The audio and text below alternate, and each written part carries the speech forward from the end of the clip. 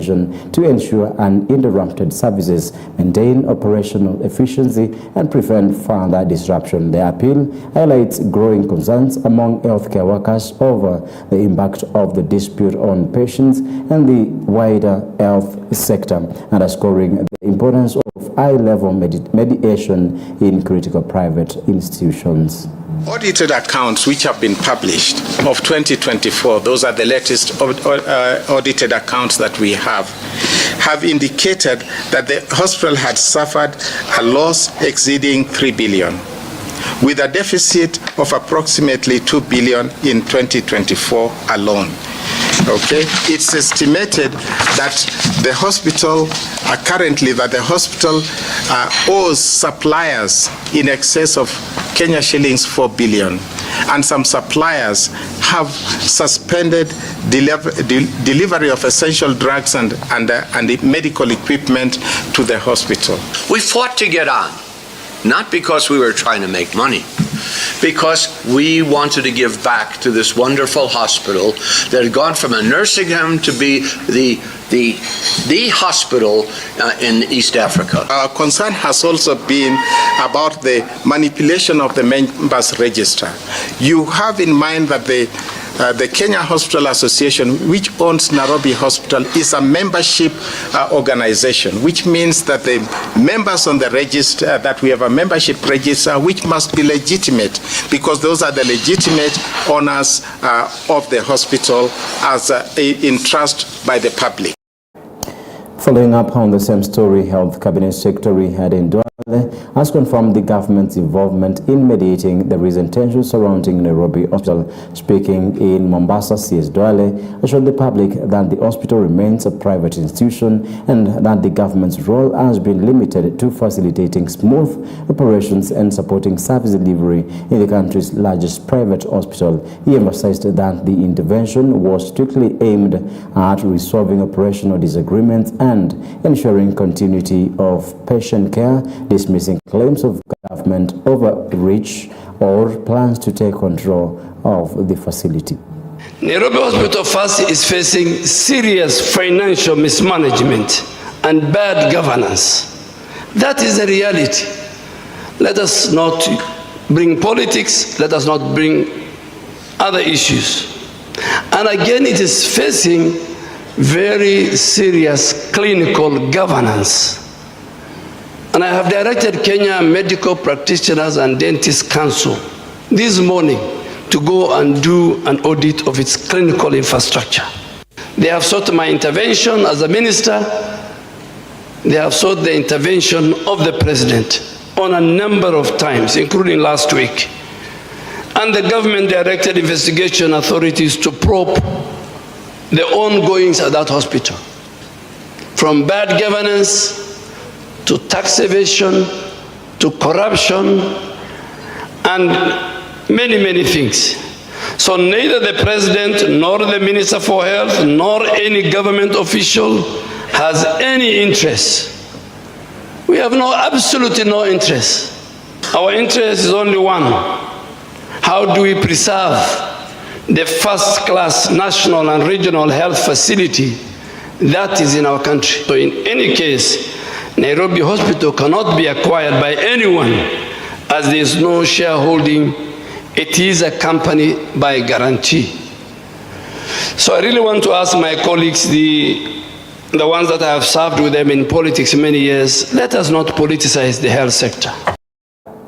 Now, from that story, the Director of Public Prosecution has filed multiple criminal charges against doctors implicated in alleged mismanagement and the body overseeing Nairobi Hospital. The accused face allegations including conflict of interest, receiving unlawful benefits, and failing to comply with financial reporting requirements. According to court documents, Chris Bichanga, the former director of the Kenya Medical Association, along with Samson Kinyanjui, are accused of receiving millions of shillings from an insurance agency contracted by the association that manages the hospital. Additionally, Dr. Chris Obaka faces charges of accepting benefits from a third party in violation of company law.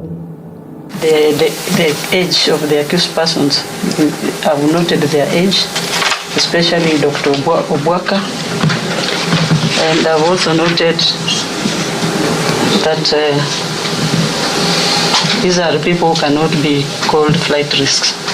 For those reasons, I have allowed personal bond of Kenya shillings 5 million with the 2 contact persons, and that the accused should attend court without fail when required, failure which the bond will be cancelled and strict terms imposed.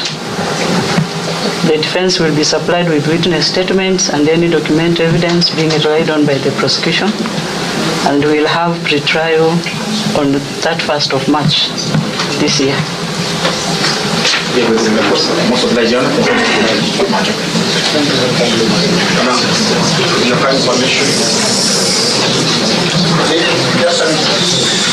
The President-elect can thank the court on behalf of all the defense. Your Honor, we thank the court for dealing with the matter expeditiously once it came to your office.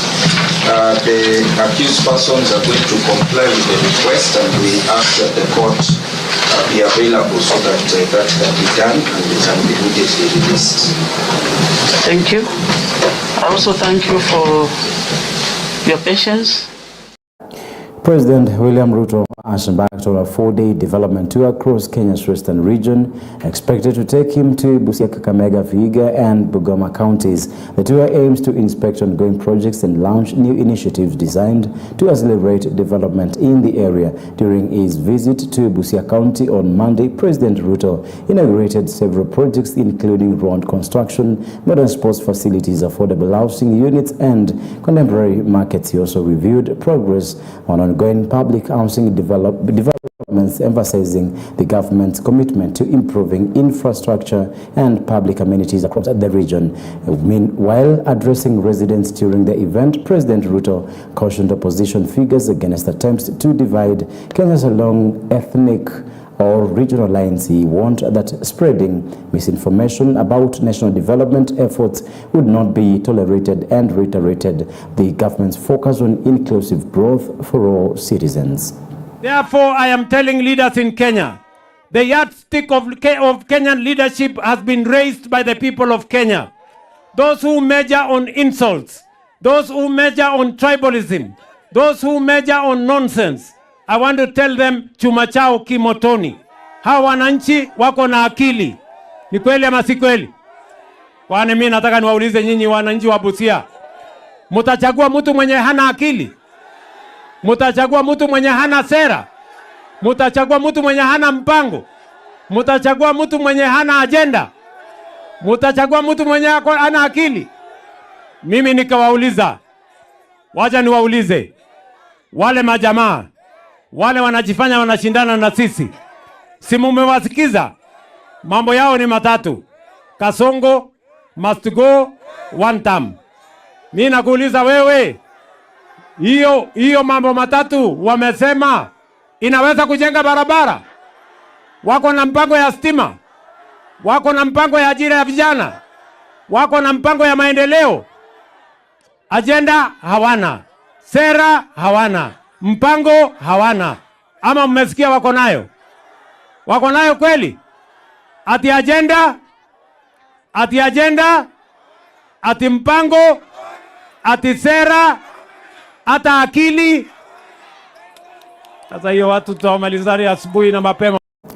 The United Alternative Team has strongly condemned the alleged illegal takeover and arrest of directors at Nairobi Hospital, urging the government to respect the autonomy of the private healthcare sector. Speaking in Githunguri constituency, Kiambu County, during the burial of Lucia Wangui, mother of Kiambu Senator Karungo Wathangwa, DCP party leader, Brigadier Gachagua criticized President William Ruto, accusing him of succumbing to pressure following claims that he sought to control the hospital. Gachagua emphasized that the president has reportedly been named a person of interest in ongoing investigation related to the matter. He also raised concerns over the Nairobi railway deal, alleging a scheme to award contracts to the highest bidder and accusing the government of engaging in corruption after losing public support. Gachagua pledged to continue exposing government corruption while safeguarding public property.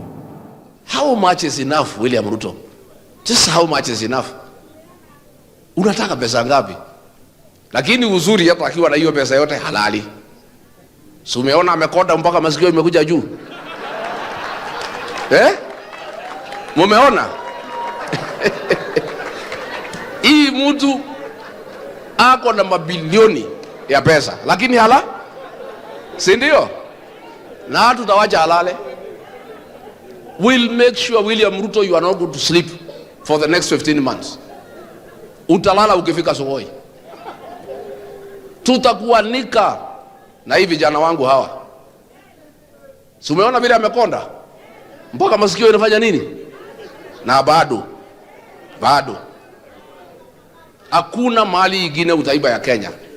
What you have stolen is enough. Na nikwambie Kasongo, hapa naita watu wezi. Mambo ya wizi ikiongewa Kenya, hakuna mtu ajui mwizi mkuu Kenya ni nani. Wewe unasema watu wameua watu. Tukianzia Kiambaa Church 2007, Gen Z kupiga watoto risasi mkuu, mambo ya mauaji wa Kenya. Ukiuliza hii wa Kenya wote wanajua mambo ya mauaji. But mimi nataka nishukuru civil servants na public officials ambayo wanatuletea information. The Nairobi County Executive Committee, in collaboration with the national government, has ordered a 48-hour emergency response plan to curb the escalating flood situation in and around the city. At an emergency meeting held on Monday at City Hall, chaired by Governor Johnson Sakaja, the committee prioritized repairing blocked drainage systems and damaged infrastructure caused by heavy rains. These urgent repairs are aimed at providing immediate relief to the most affected areas. The committee also discussed the installation of new streetlights in informal settlements, major roads, and residential neighborhoods, and work on these critical interventions is expected to commence by the end of this week, officials confirmed. The committee noted the significant damage caused by the sustained heavy rains to drainage systems and road networks across the city. Now, to address this, Kura, where a lot of the roads are, Kera, Kenha for the expressway, Mombasa Road, Uhuru Highway,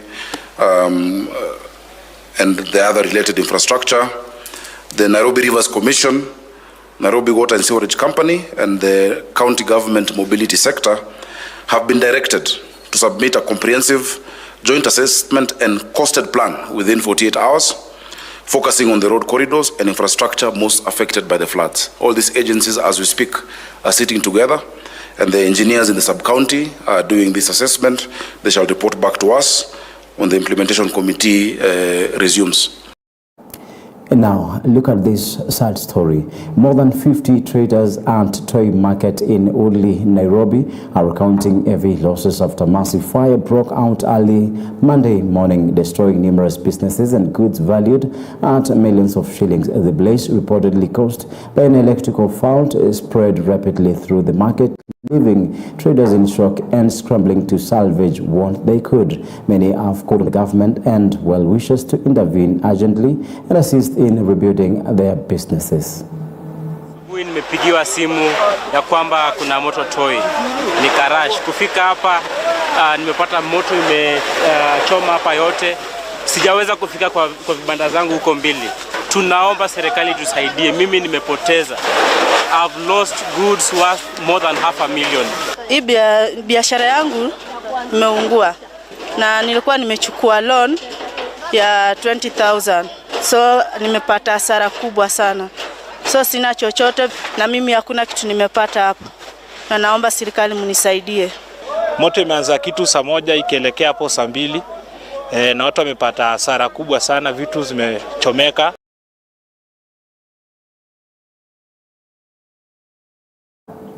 Thank you for watching Morning Live, and we're getting a short break. We're coming back with a newspaper review.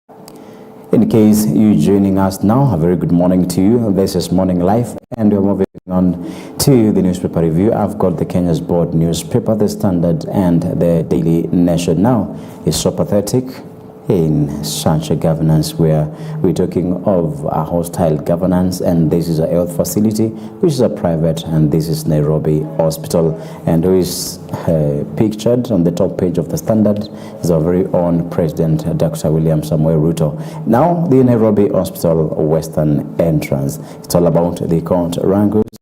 And in a case that reeks of high-stakes politics, Nairobi Hospital Board members spent 7 hours in the boot of a police vehicle before appearing at Milimani Law Courts yesterday. Among them was 80-year-old aunt patient Dr. Job Obwaka, whose arrest on Friday sparked outrage across the medical fraternity. Opposition leaders allege a hostile takeover of the historic institution, accusing President William Ruto of orchestrating their moves. And read this story from page 3 of the Standard newspaper. Now, it has been a great concern of our governance in this country, and it's all about when you belong, or even something belongs to you, or you own something of your own self, then maybe you find yourself you're moving against the government. Then you find maybe someone is trying to confiscate you what you have. Then the biggest question comes in, because you being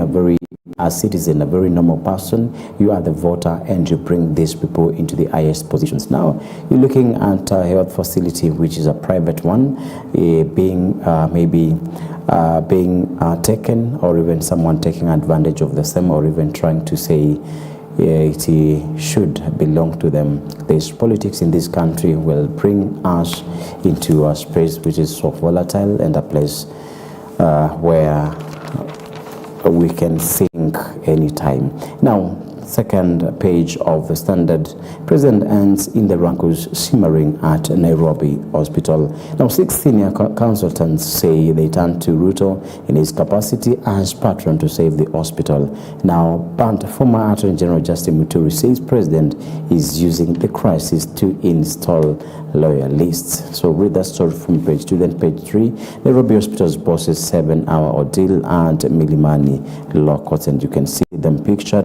And from left, we can see Valeria Kinyigaya, Job Lukuru Obwaka, Samson Budhia Kinyanju, and Chris Bichage follow proceedings in the dock at the Milimani Law Courts after denying charges linked to alleged conflict of interest and failure to lodge financial statements for Kenya Hospital Association Limited. It's a continuation of the same story. Then page 4, parents decry rising education costs due to illegal school levies. Now, a parent from Makueni said parents are often forced into paying illegal fees. The Minister of Education has repeatedly warned against unauthorized levies, and this is a cry that we've been making for a very long time. And we also looked at this transition to grade 10 over some months ago, where we saw around 800,000 students had not reported to grade 10, which is a very sorry state for this country. Now, Matiang'i Gachagua have nothing to offer Kenyans, Ruto says. Now,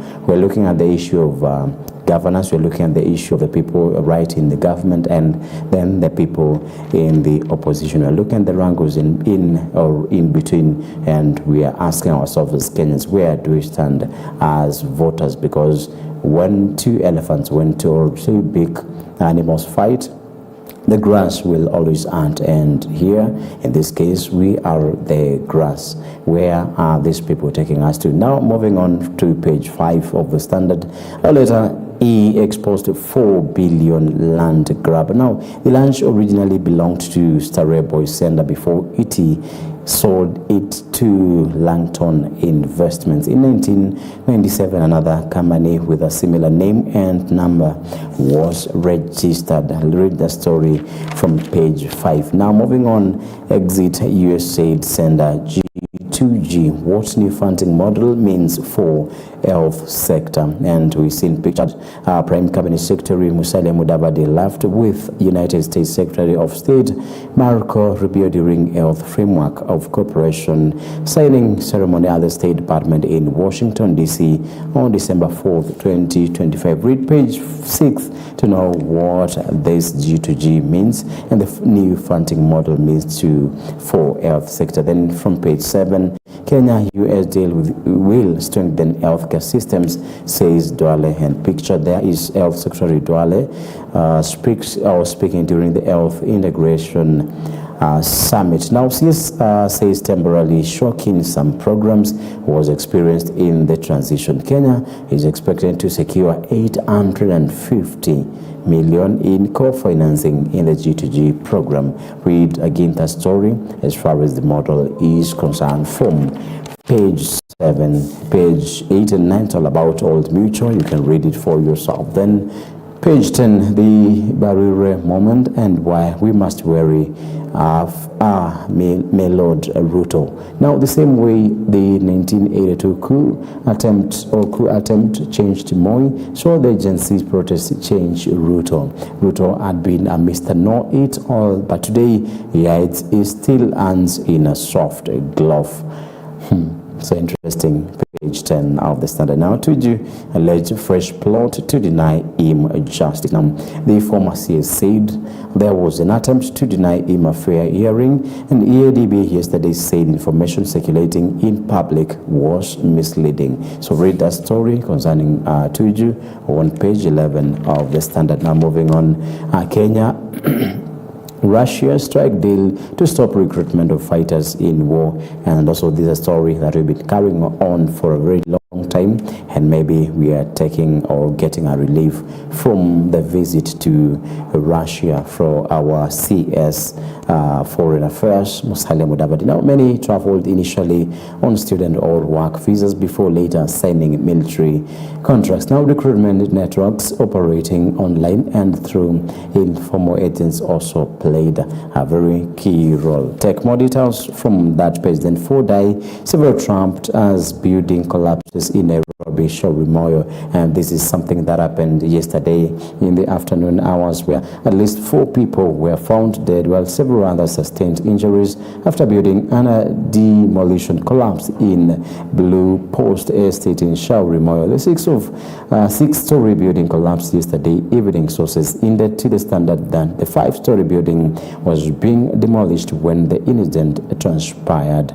Now, what are the measures that you need to maybe give, or the cautions that you need to give to people when such an exercise is taking place? How are you supposed to prepare people so that such incidents does not place? We need to take care of our lives and maybe within or from the environment that we are living in. Now, 87 Kenyans seek redress as tests reveal toxic pesticides in bodies, and this is what we're using in our food, on our food crops. So we need also to be careful with the pesticides that we are using on our crops. Now, other countries have banned use of certain pesticides for they cause. In the US, Monsanto eventually agreed to pay after cases were filed over use of Roundup and its links to cancer. That's a story you can read from page 13. The parts of MP Ngeno killer chopper taken to France.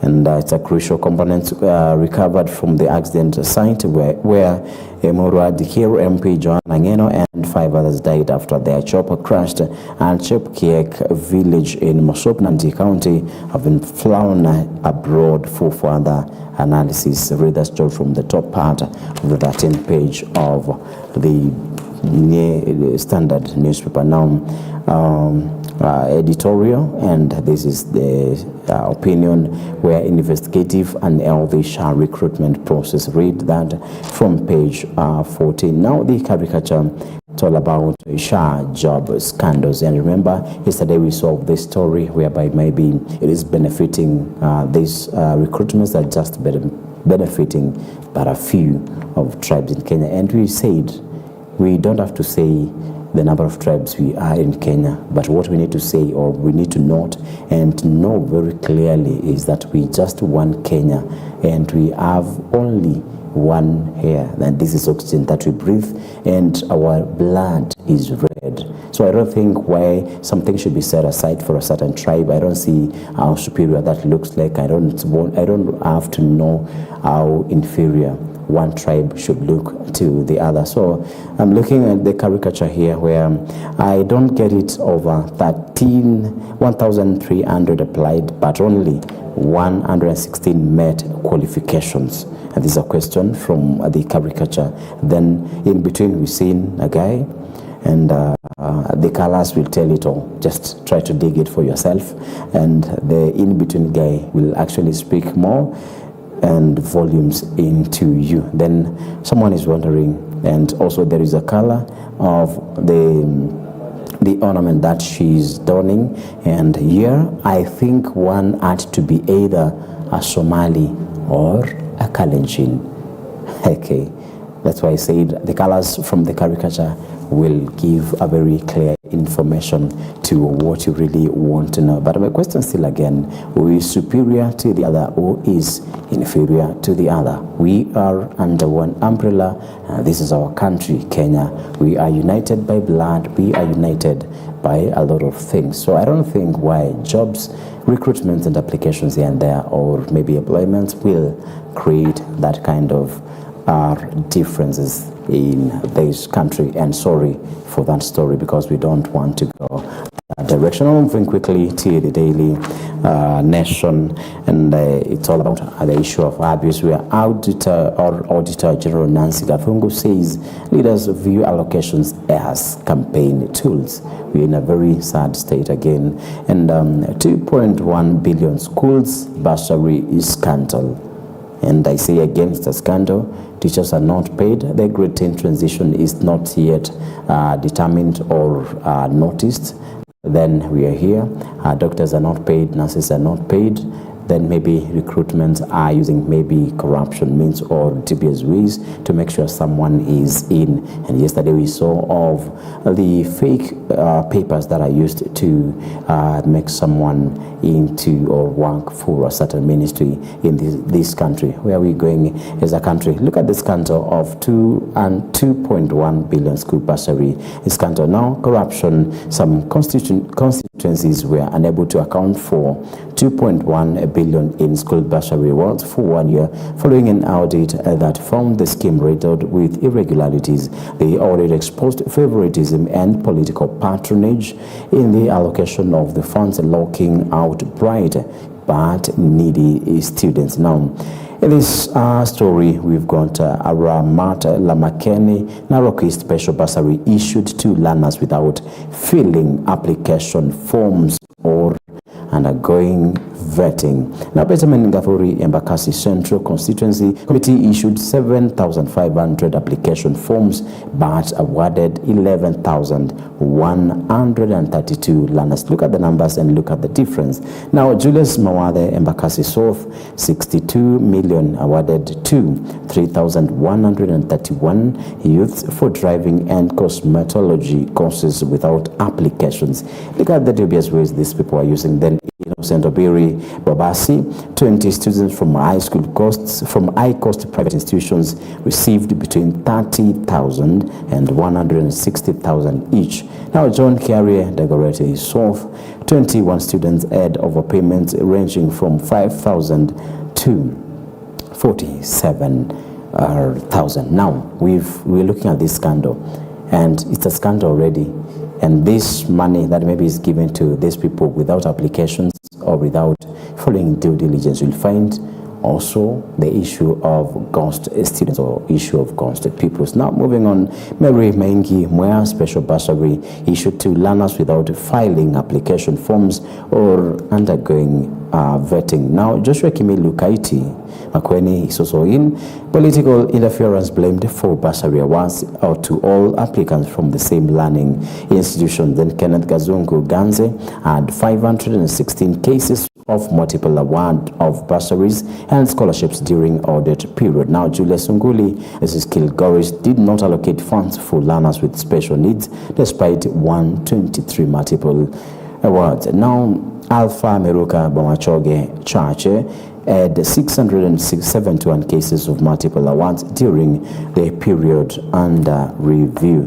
Now, the other part is all about the health status weights into Nairobi hospital crisis, where President Ruto has intervened in the power struggles at the hospital in his capacity as a patron of the association that owns the facility. That's more from page 3. Now, devolution counties splash about 160 billion on parks, but little on growth. Counties spent only 32 billion on development in the first 6 months of 2025-2026 financial year. Page 23. Then healthy nation. Western Ruto storms Western Gusii next to counter force. Then the President William Ruto yesterday started a 5-day tour of Western Kenya that will see him traverse Busia, Bungoma, Kakamega, and Vihiga counties. Now, follow up on the same. Now, there's a sad story from the bottom part of the top page of the Daily Nation, where traders suffer heavy losses as fire destroys cities toy market. A fire destroyed goods at toy market in Nairobi yesterday. The busy training hub has long been plagued by recurring blazes that have cost traders millions of shillings in losses. The cause of the latest fire has not yet been established. Now, page 2, very quickly, rights agency starts identifying victims of police brutality. Yes, we're looking at the identification process, but where and when will they benefit? Now, traders make good returns as Muslims prepare for Eid al-Fitr. Now, the story from page 2. Now, page 3, Nairobi hospital crisis, arrest, raids, and letter to the president. Read the story from page 3. Then page 4 quickly revealed 2.1 billion schools bursary scandal. That's from page 4.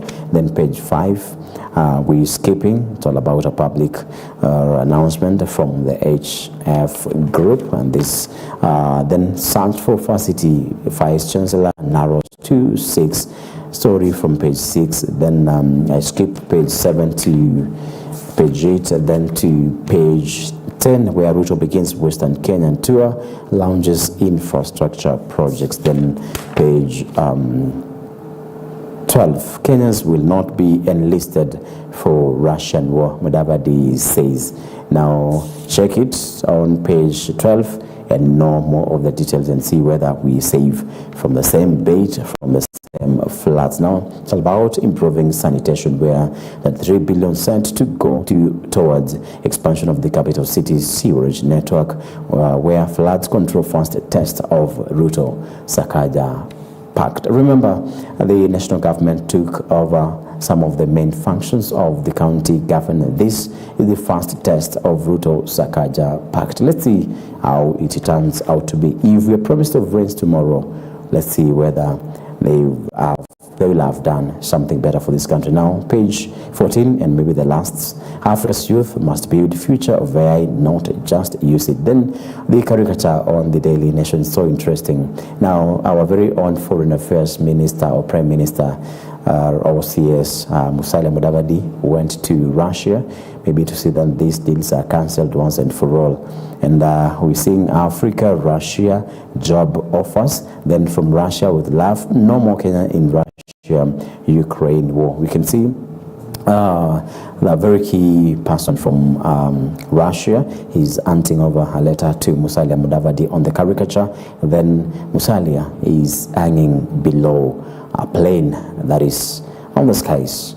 And then is the agreement that was signed yesterday. Is it true? Is it valid? Is it a foundation that we need to build on? Read it from page 14 and know what really is entailed in this story. Thank you for watching Morning Live. We've done the news updates, we've done the newspaper review. Coming up next is an interview or a discussion with a guest on we still trusting the leaders that we are. Thank you for watching. Stick around because we're coming back shortly.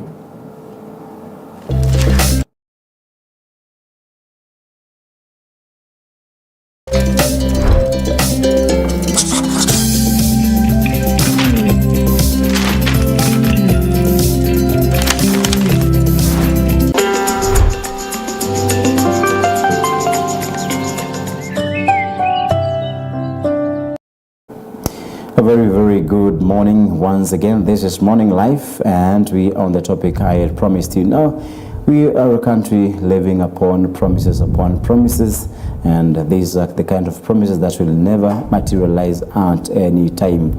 Now, during campaigns, these leaders are moving to every place, not knowing or even not realizing the situations, or even they don't even want to value the situation at or the homes they are visiting as they do their campaigns. When they are given the positions, once they get the positions, they never get back to these people who voted them in.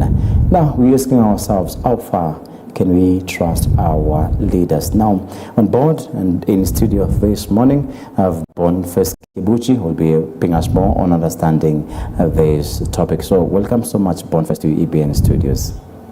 Thank you so much, Jeff, for having me here. As you said, my name is Boniface Kibuchi. I'm a resident of Kirinyaga County. I'm also a student at the University of Nairobi, a final year medical student. It's a pleasure being here. That's so much great, and we would also want to know how your morning is moving out like. So far, so good. I came here very early in the morning. I was concerned that I might come here late, so I tried to hurry up and all. But so far so good. The weather today is a bit favorable, unlike the last 2 days. We've been actually where I stay. We still have been having to transverse through some flooded areas. Sorry to say, but today it was fine. Yes. Okay, now that you've mentioned the issue of floods, and we have a pact, and remember national functions or county government functions were transferred to the national government, and there's a promise of upgrading the drainage system or even trying to unclog the drainage system in Nairobi, and this is the first test for Ruto and Sakaja pact. Do you think this pact will work for this country or for Nairobi County? Personally, based on past experience and situations, I don't believe it will work. But it's good to give them a chance. My major concern is that these leaders, these situations, once they face us, they are not accountable. They don't take the responsibility to themselves. We try to blame shift, to shift blame to other parties, and I believe this is not the first time these challenges are happening. The issue of floods has been there, 2024, Nairobi River, Athi River, and even before then, 2021, 2018. And I think even coming to this year, the weather department had warned that we are likely to experience floods. So I don't think promises and with the new pact, I don't think we'll see much of results, but let us just wait to see if at all anything will happen. Yes. Okay, I'll be asking you some questions on the forum that you're in, and this is Kirinyaga Youth Forum. But before we get there are some things that happens or has happened yesterday or today morning, and there are some things, most of the current issues that we need to keep on looking at. Now, demolitions took place last week. Around or in Uru Market, just around here. Then we saw a demolition yesterday around Shauri Moyo area, and this is Blue Estate. Then we saw 4 people dying from the same incident. Yesterday morning we also saw blaze and fire in City's Toy Market, and other demolitions taking place around different places, and also people trying to acquire from the government lands that or portions of land that does not belong to them. What do you think is happening to Kenya? I think what's happening is whoever we elected to office, there's an increase in appetite for public resources, and demolition of public structures, and it's one.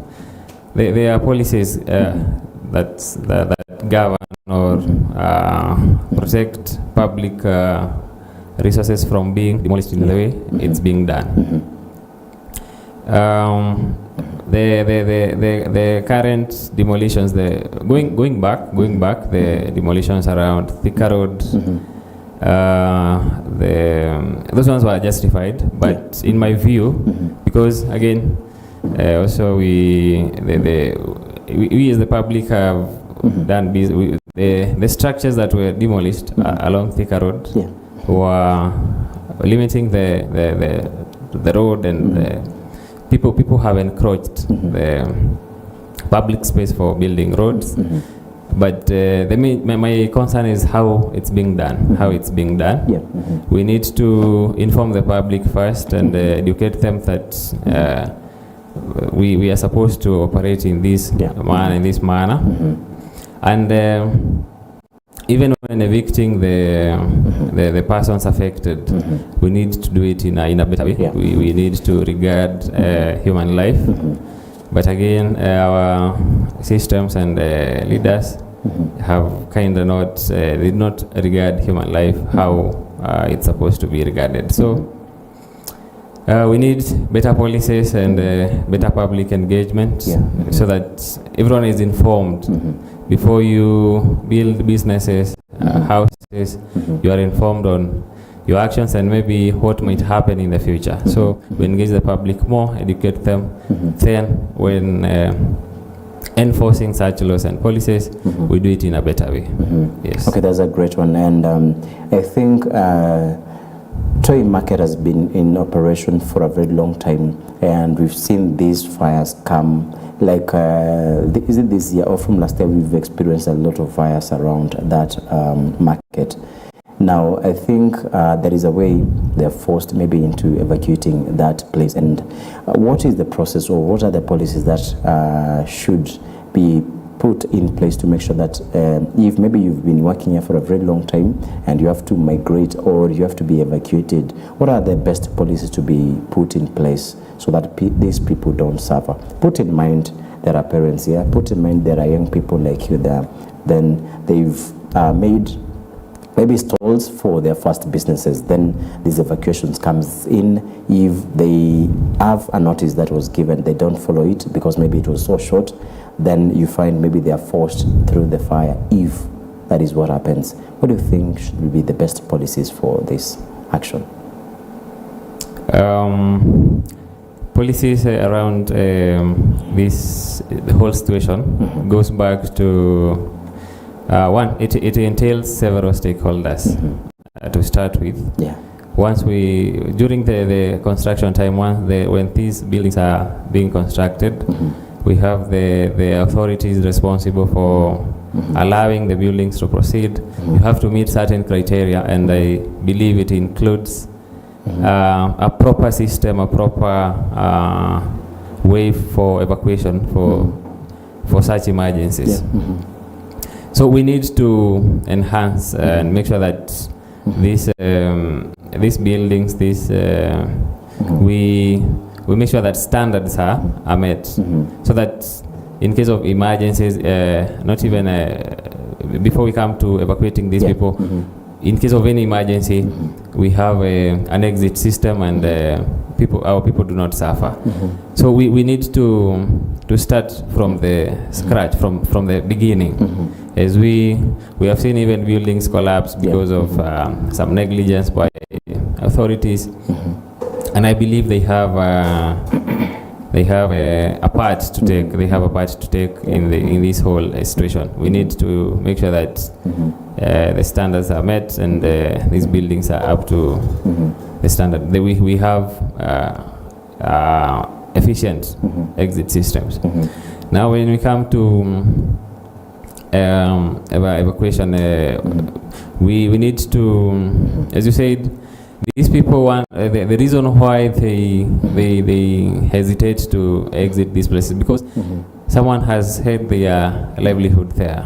Someone was born there, has raised kids there. Then you just come with 2-3 days, you expect that they will have gotten a new place to go. These people have nowhere to go. We need to try to care for our people, because some of them are not there because they have another option. they don't have the luxury to be in another place. Yeah. So we need to have the passion for caring for the people and see solutions before we forcibly evacuate and cause loss of property and most unfortunately sometimes loss of life. So again, it's several stakeholders need to each stakeholder needs to play their role and their part before we blame the citizens or these people who are there legally or illegally. Yes, that's very true. Now, I'm still on the same market. Now, suppose they have evacuated.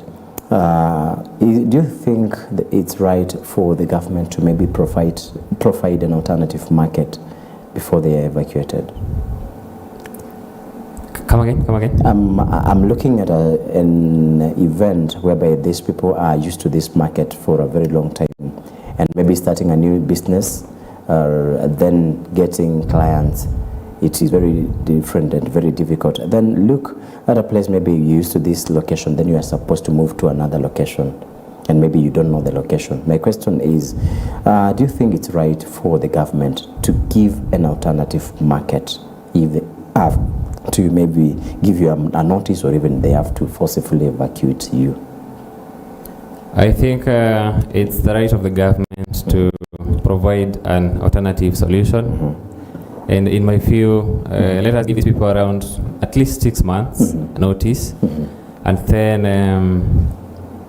within that time, the government should work closely with other stakeholders to provide an alternative solution to these people. Because again, I believe the government is supposed to serve public interests, not their personal interests. And by serving public interests, it's imperative, it's important that we provide solutions to these people. So the government should come up with a way to because I believe there are so many spaces, public lands, where we can take these people and they continue with supporting their lives, and the government should support, should come through, because you have interrupted someone's life and someone's source of life or their family. At least the best thing you can do is support them to continue what they have been doing, so that they can rely on themselves. Because again, if we abandon these people, we are increasing the streets, the people in the streets, issues with poverty, and we know how Nairobi, in terms of the street children, how that situation has been, and we can prevent that by seeing the future from like we can prevent that happening by taking the good actions and supporting these people so that they can continue with their lives normally. Yeah, that's great. Now, there is a time, I think the last thing on that market, there is a time Governor Johnson Sakaja was stoned around that area. It was an incident like yesterday's incident, and people decided to stone him, and he was protected by his protecting team. Now, why do you think people attempted to stone the governor?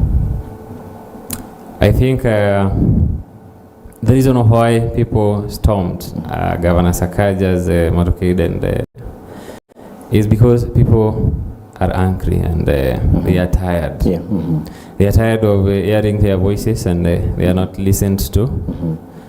Because time and again, citizens have tried to hold these leaders to accountability, and we have seen it evident that the leaders run away from accountability. It has reached a point now citizens have to amplify their voices, and should, in their opinion, should it come to that point that we have to stone you, we have to occupy your houses, so that you can listen to us, That's what the people are doing. Basically, it's the people are angry and they have reasons to be angry. They have tried to talk to these people to be listened to, but they are not being listened to. So they opt for alternative means to be listened to, because again, the end justifies the means, and I believe if this doesn't work, something else will work, and that's why people are taking the actions into their hands. And Okay, now in such an attack that happened to the governor, how much trust do you think our leaders should get from us, from the voters? I'll begin by saying that trust in leadership should not be blind. It should be informed and constantly revealed, constantly renewed through accountability.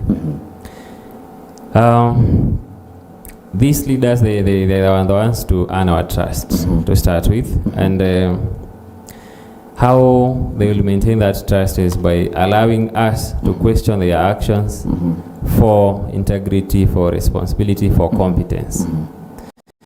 Time and again, we have experienced similar challenges. I don't think there's any new challenges facing us or in Kenyans at large. There are problems we have had from the past.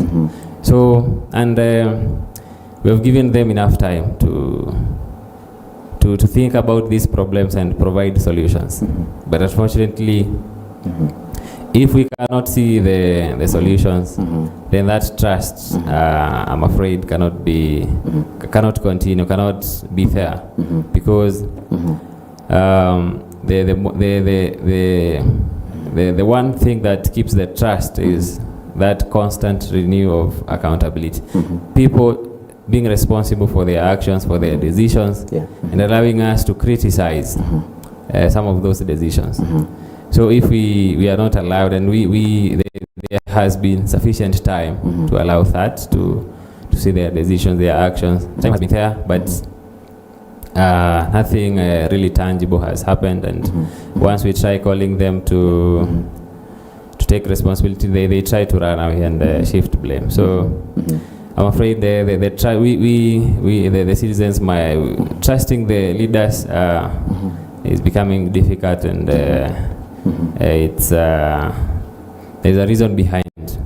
So going forward, what I will say is that we start now thinking of other options, because if you are entrusted in office, you have been given enough time to provide solutions to challenges which have been there, but all you do is run away. I think it's becoming like a game, so we can't trust them any further.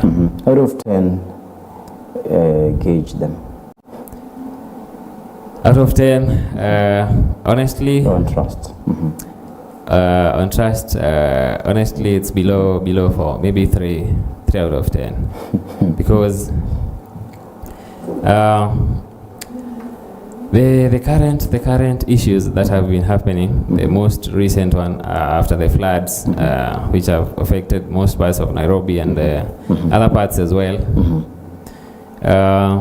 I haven't seen that urgency, that priority, that this is a major issue affecting us, and I haven't seen that happening.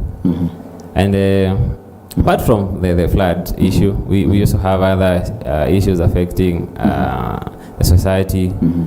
Like recently, there was that in Bungoma, there was that 9-month-old who was defiled. I haven't seen leaders talk about that, question whoever is responsible. Of course, something has happened, but I believe something more should have happened, and the urgency should be evident that these issues are critical, they are affecting us, and we need to really act upon these issues. So regarding these challenges, I think our leaders have they do not have the direct impact. They do not have that direct impact of these struggles and challenges that we, the common people, go through.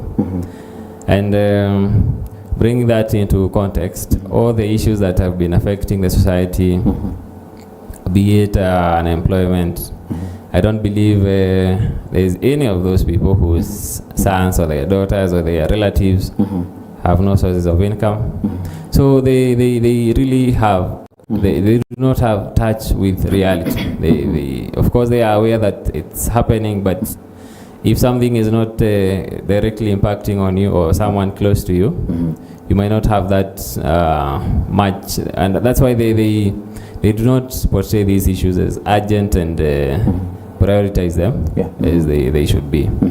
And it has come to a point now.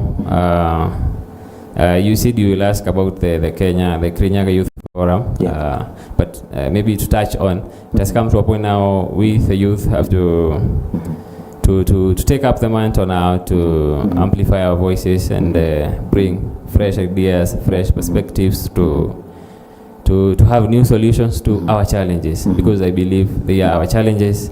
We are the ones who go through these issues, unemployment, and even the protests that were started by the youth and everything. We are the ones who understand these challenges, and the political class or the leaders have had the same approaches to these problems.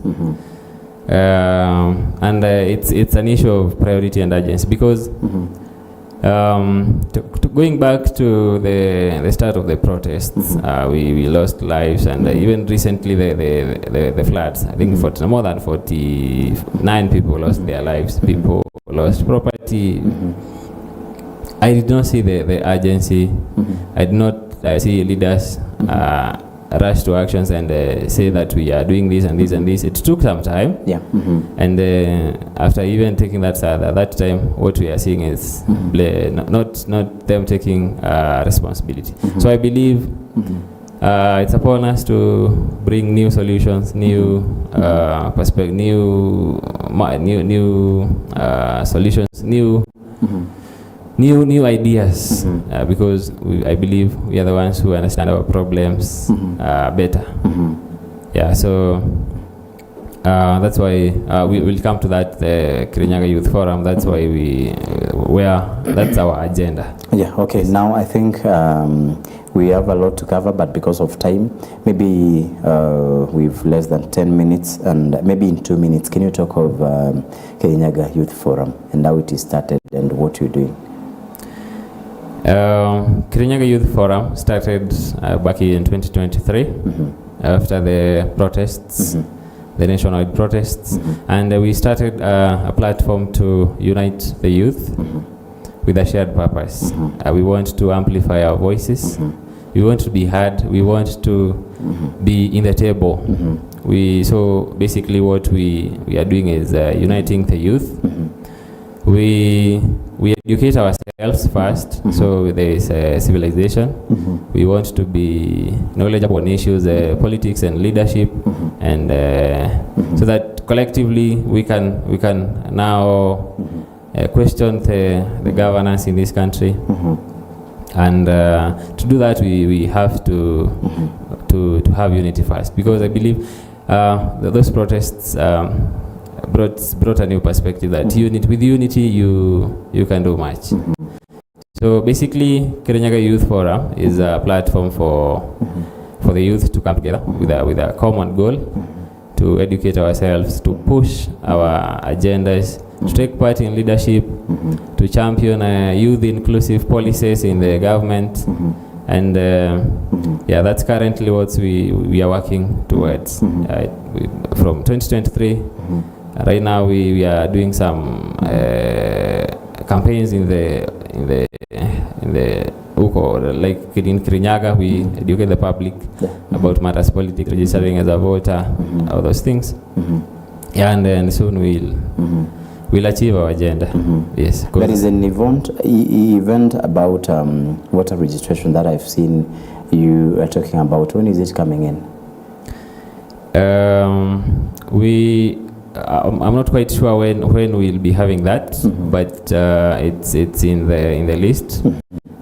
Currently, I'm an ordinary member of Kirinyaga Youth Forum, but our leaders, the executive, have tabled the calendar of events. We are to have a meeting, so we'll be updated on when exactly these rallies will happen. Okay, that's quite great. And you, as young people, what do you think you are bringing in as a change from what has been happening politically from a very long time ago? I believe what we as the young people are bringing is the new ideas and new perspective into new way of looking at these challenges, because these challenges affect us directly, and we understand our challenges more, and I believe that's the reason why we should be the ones to come up with solutions to our challenges, because what has been happening in the past, the political class, as I said before, they do not have direct impact. They do not have the direct. They are not really in touch with reality, with what's happening, and that's why. And we've seen time and again the same solutions, the same approaches being tried to solve some of these problems. And it hasn't worked. So we need to bring new minds, new ideas. I believe the youth, we are very intelligent, we are informed, and collectively we can channel, we can tap into that potential and bring change in terms of leadership, governance, and everything. Okay. Yes. I think our time also is very fast running out. And what do you think builds trust in leaders in 30 seconds? What builds trust in leaders is them taking responsibility, being accountable for their decisions, and showcasing integrity, and lastly, competence in their actions. That will build trust with us. Okay, that's great. Now, there is the aspect of these promises and pledges that come in every day, and this comes maybe through the manifestos that these people create. Do you think as young people you have to make a very, very big manifesto so that you can lure people maybe into your team, into your political party, and maybe into voting you in? I don't believe we have to have very big manifestos, very big promises to our people, because the reality is the small issues are the ones that we start somewhere, and the small issues are the ones that are supposed to be addressed first before we come to these very big projects and agenda to the common wananchi. I believe issues to do with poverty and people being able to fend themselves, and the basics, people having access and being access to health care.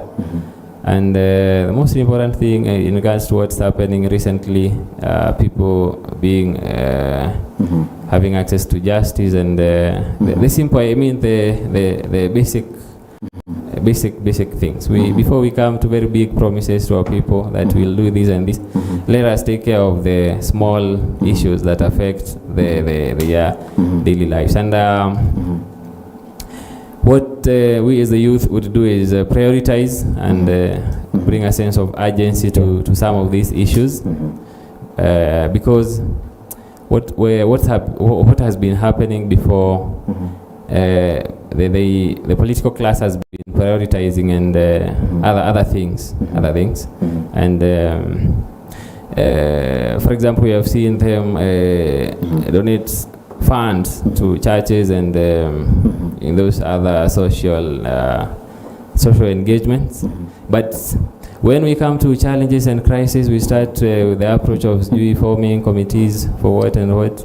I think we need to prioritize and do things in a better way. And the youth will, as we are intelligent, we are informed, will bring fresh ideas, and that will resort to fresh solutions. Okay, I think that's great. I think we make a full stop there, and I'll give you another forum come next week so that we can complete on this. But before we go, your final word on the issue of trust on our leaders in 1 minute. My final take on trust on our leaders is that we need them to be accountable and to be responsible for their decisions, their actions, and they need to allow us to question and criticize them where need be. Yes, that way we'll be able to assess and to assess their level of competence, integrity, transparency, and I'll insist them being accountable for what's happening in this country. Yeah, yes. That's great. And maybe to finalize, you also need to say your names again, maybe the forum that you're in. To mention again, my name is Boniface Kibuchi. I'm a member of the Kirinyaga Youth Forum and also a student of the University of Nairobi. Then what do you advocate for in one sentence as Kirinyaga Youth Forum? Yes, Kirinyaga Youth Forum, we are advocating for good governance, youth inclusive policies, and basically working for the people. Yeah, I believe those are our main agenda. Yeah, we want to be included at the table. We want our voices heard and actions being taken to work on whatever we are questioning and our grievances. Okay, that's a great one. And thank you for watching Morning Live. That has been How Far Can You Trust Your Leader? And on board, we've had Boniface Kibuchi helping understand this topic. We are just making a full stop there. We are making a comma there. We shall be continuing the same come next week. So thank you so much, Boniface, for coming. Thank you, audience, and every other person watching this program. Now, my name is Jeffrey Kimayo Somba. This is EBN TV. Coming up next, Your Faith Today with Reverend Felix Voy. Have yourselves a good day.